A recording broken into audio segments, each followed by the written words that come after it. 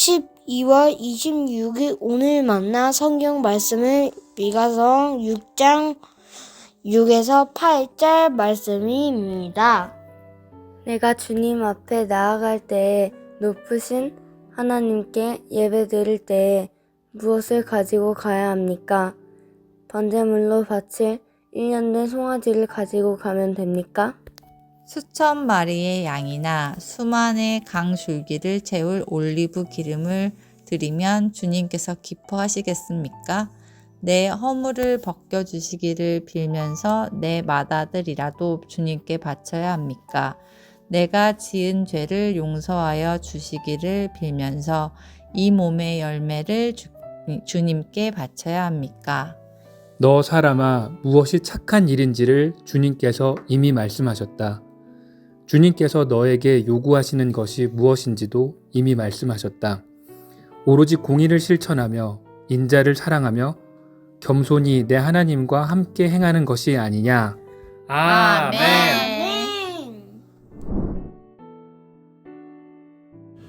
오늘 만나러 만나주시는 하나님을 기대합니다.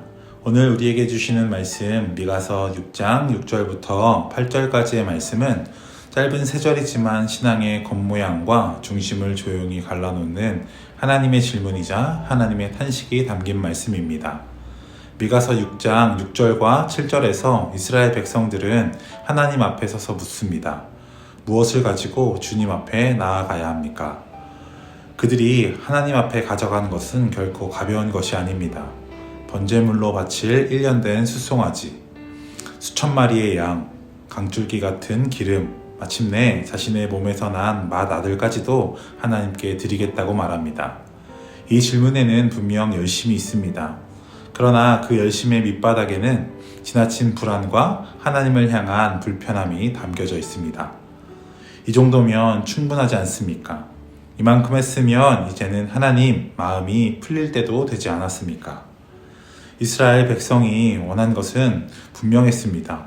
눈에 보이는 헌신, 계산 가능한 재물, 그리고 제사를 드린 뒤에도 삶의 방식은 그대로 두어도 되는 신앙이었습니다. 오늘을 살아가는 우리의 모습도 크게 다르지 않다는 생각이 듭니다. 예배는 드리되 삶은 그대로 두고 싶고, 물질과 시간은 드리되 관계는 건드리지 않으려 합니다. 하나님을 찾되 내가 정한 방식과 속도는 유지하고 싶어 합니다. 그래서 우리는 종종 하나님을 위한 것은 말하지만 정작 하나님이 원하시는 것은 비켜갑니다. 이 지점에서 우리는 질문해야 합니다. 하나님은 왜 이토록 많은 제사에도 만족하지 않으셨을까? 미가 선지자가 살았던 시대, 이스라엘 백성들이 드리는 제사는 풍성했지만 삶은 하나님에게서 멀어져 있었습니다. 그들이 하는 거래는 불의했고 약자는 외면당했으며 신앙은 형식으로 굳어 있었습니다. 하나님은 재물이 부족해서가 아니라 하나님과 따로 걷는 그들의 삶을 마음 아파하셨던 것입니다. 그리고 그 모든 질문에 대한 하나님의 대답이 미가서 6장 8절 말씀입니다. 짧지만 분명합니다. 주님께서 너에게 요구하는 것이 무엇인지도 이미 말씀하셨다. 오로지 공의를 실천하며 인자를 사랑하며 겸손히 내 하나님과 함께 동행하는 것이 아니냐. 하나님은 재물의 크기를 묻지 않으십니다. 양의 수나 기름의 양을 재지 않으십니다. 대신 세 가지를 말씀하십니다. 공의를 행하는 것, 인자를 사랑하는 것, 겸손히 내 하나님과 함께 행하는 것. 이 말씀은 제사를 부정하는 말씀이 아닙니다. 그러나 제사가 우리들의 예배가 삶과 분리될 때, 예배가 태도를 바꾸지 못할 때 하나님은 이렇게 말씀하십니다.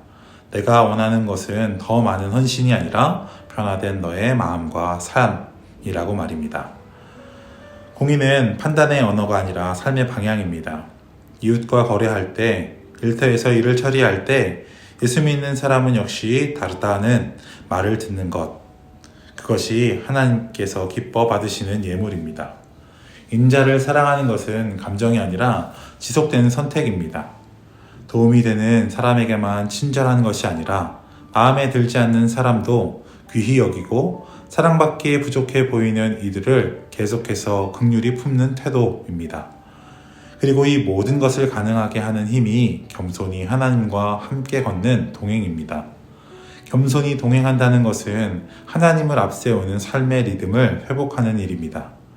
하나님은 우리가 혼자 앞서 달리며 힘에 버거워하는 신앙생활을 원하지 않으십니다. 매 순간 주님 이 길이 맞습니까? 묻고 주님의 보조에 발을 맞추며 함께 걷기를 원하십니다. 여러분, 이 말씀을 들으며 혹시 마음에 부담이 되지는 않으십니까? 드린 것도 많은데 헌신도 했는데 이제는 삶도 다 바꿔야 한다니. 이럴 때 우리가 꼭 붙들어야 할 복음이 있습니다. 우리가 공의를 행하지 못할 때 예수 그리스도께서 먼저 공의가 되어 주셨고, 우리가 인자를 사랑하지 못할 때 주님께서 끝까지 우리를 긍휼히 여겨주셨습니다. 우리가 주님과 함께 걷지 못할 때 주님이 먼저 우리 곁으로 찾아와 동행해 주셨습니다. 그분이 임마누엘 예수님인 것이죠. 신앙은 내 힘으로 하나님을 감동시키는 경주가 아닙니다. 먼저 손을 내밀어 주신 주님의 손을 붙잡고 그분의 속도에 나를 맞추는 동행의 길입니다. 사랑하는 성도 여러분, 오늘은 무엇을 더 드릴까를 고민하기보다 이 질문을 품고 하루를 시작했으면 좋겠습니다. 나는 지금 하나님과 같은 방향으로 걷고 있는가? 가정에서 비난 대신 인자의 한마디를 선택해 봅시다. 일터에서 편리함보다 공의를 선택하는 발걸음을 내디뎌 봅시다. 하루를 시작하며 이렇게 고백해 봅시다. 주님, 오늘은 제가 앞서지 않겠습니다. 주님의 걸음에 제 발을 맞추겠습니다. 하나님은 수많은 재물보다 하나님과 함께 걷기 위해 조용히 방향을 바꾸는 그 한 걸음을 더 귀히 여기십니다. 오늘 하루 우리가 원하는 신앙이 아니라 하나님이 원하시는 길 위에 조용히 발을 올려놓고 주님과 동행하는 은혜가 있기를 소망합니다. 기도하겠습니다. 하나님 아버지, 오늘 말씀으로 우리의 마음과 삶을 비추어 주시니 감사합니다. 무엇을 더 드릴지를 고민하던 자리에서 주님과 함께 걷는 길로 우리를 부르심을 듣습니다. 열심이 아니라 방향을, 형식이 아니라 진실을 선택하게 하옵소서.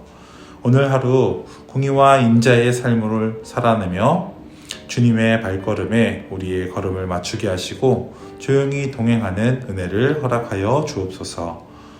우리와 함께 걸으시는 예수 그리스도 이름으로 기도드립니다. 아멘. 이제 두 가지 기도 제목으로 함께 기도합시다. 첫 번째로는 오늘 주신 말씀을 기억하며 함께 기도합시다. 우리가 하나님을 위한 것에만 머무는 신앙에서 벗어나 하나님이 원하시는 것을 살아내는 믿음으로 나아가게 하옵소서. 두 번째로는 우리 교회를 위해서 함께 기도합시다. 우리 교회가 2025년 한 해를 기도로 잘 마무리하게 하시고 기도의 씨앗 위에 2026년을 향한 거룩한 기대와 소망을 품고 나아가게 하옵소서. 이 기도 제목으로 기도하신 이후에 개인 기도하시겠습니다.